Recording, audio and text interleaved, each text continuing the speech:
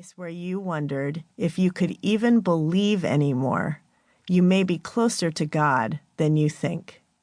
Read on and discover why. Chapter 1. The Subtle Insertion of Doubt. Genesis chapter 3, verse 3. But God did say, "You must not eat fruit from the tree that is in the middle of the garden, and you must not touch it, or you will die." If you read this verse too fast, you'll miss it. But if you look closely, you will see the moment where doubt begins. The response from Eve to the serpent reveals how the strength of our faith is undermined or enforced by our perspective of the way God works. The serpent's motive seems clear from the start, evident in the way he phrases his question.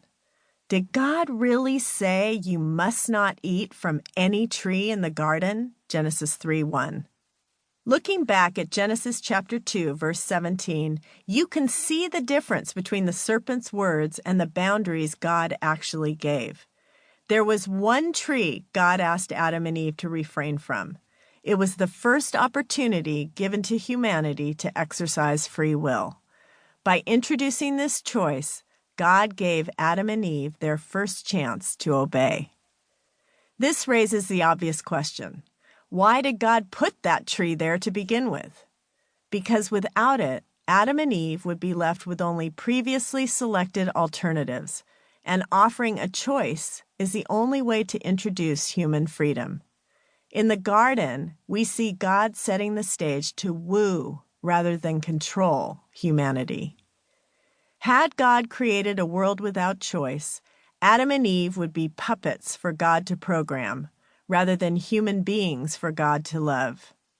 But the doubt-planning serpent takes God's gift of freedom and twists it, attempting to make the restriction bigger than it is.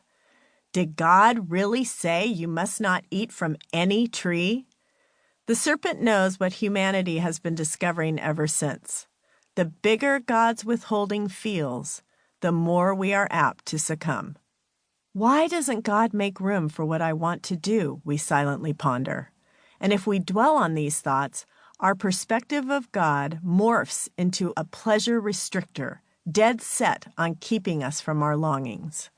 We become like teenagers who question parental boundaries and conclude that their parents are out to ruin their lives. Then they grow up and become adults and realize their parents were out to save their lives. Becoming an adult may be just what God is after in our souls. Our longings can range from companionship to provision, success to pleasure, and the quick answers to all these things dangle in front of us with only teeny compromises to overcome.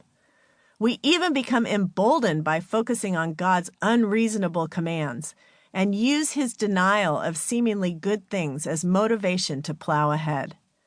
Meditating on what happens next in these verses can help us turn the tide before it's too late. Did God really say you must not eat from any tree in the garden? The serpent hisses, laying his picture of God as a tyrant out for display. Eve starts her response nobly, remembering immediately those were not God's words. But her memory of God's restriction adds words that show the wedge her doubt has begun to make. God did say you must not eat fruit from the tree that is in the middle of the garden, and you must not touch it, or you will die. With this small added phrase, Eve chooses to highlight and build upon what she cannot do. Rather than focusing on the life-giving reasoning behind the directive, the restrictive piece of God's command is emphasized and enlarged. Oh, how we have been there. The coworker who edges closer and treats you better than your spouse does. The drink offered at a well-deserved celebration in the midst of your recovery from addiction. That moment you want to shout out, "Why would God put this delicacy in front of me and then expect me to refrain?"